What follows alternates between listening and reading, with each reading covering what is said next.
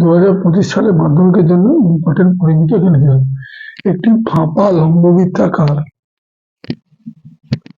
লম্ববৃত্তাকার চৌকাকৃতি লনের বহিঃ ব্যাসার্ধ 5 semi, অন্তঃব্যাসার্ধ 4 semi হলে নলটি সমগ্র তলের ক্ষেত্র। তাহলে এখন এখানে বহিঃ ব্যাসার্ধ কত দেওয়া আছে? বহিঃ ব্যাসার্ধ দেওয়া আছে, বহিঃ ব্যাসার্ধ বড় হাতের আর সমান দেওয়া আছে 5 সেমি। অন্তর্ব্যাসার্ধ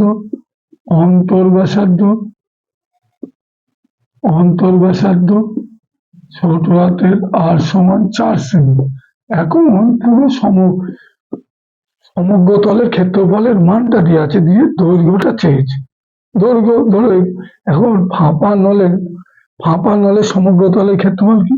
ফাঁপা নলের নলটি সমগ্র তলে, ফাঁপা নলের সমগ্র তলের ক্ষেত্রফল, ফাঁপা নলের সমগ্র তলের ক্ষেত্রফল, এইটাকে মুখস্থ রাখতে হবে। ফাঁপা নলের সমগ্র তলের ক্ষেত্রফল সমান, এটাকে মুখস্থ রাখলে অঙ্কটা হয়ে যাবে 2 পাই আর প্লাস বাইরের বাসাতে এইচ যোগ এখানে 500 তলে ক্ষেত্রফল 2, এখানে এইখানটা হচ্ছে 500 তলে ক্ষেত্রফল, আর এটা হচ্ছে 2 পাশে ওপর নিচের ক্ষেত্রফলটা যে অংশটা মানে এইভাবে রয়েছে দুটো, এই অংশটা 2 পাই বড় হাতের আর স্কয়ার বিয়োগ ছোট হাতের আর স্কয়ার, এইটা হচ্ছে ক্ষেত্রফল। এখন এইটা হচ্ছে ফাঁপা নলের সমগ্র তলের ক্ষেত্রফল।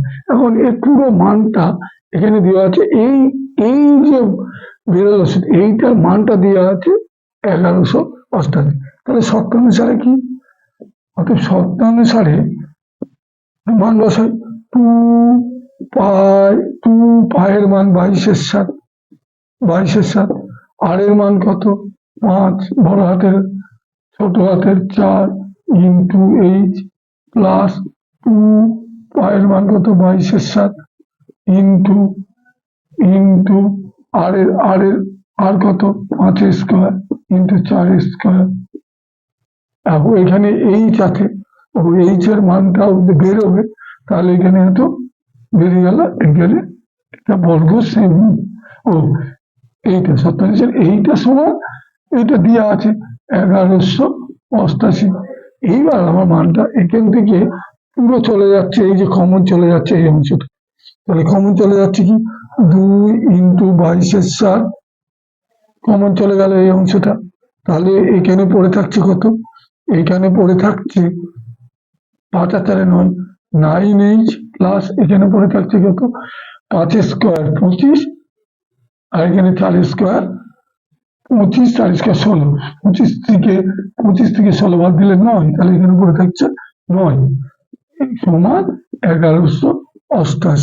এখন আমি যে সূত্রটা বড় হাতের আর ছোট হাতের দিয়েছি, এটা বহিঃ ব্যাসার্ধ R1 R2 ধরলেও হয়, বইয়ে R1 R2 দেওয়া আছে, আমি বড় হাতের ছোট হাতের হাত ধরলাম।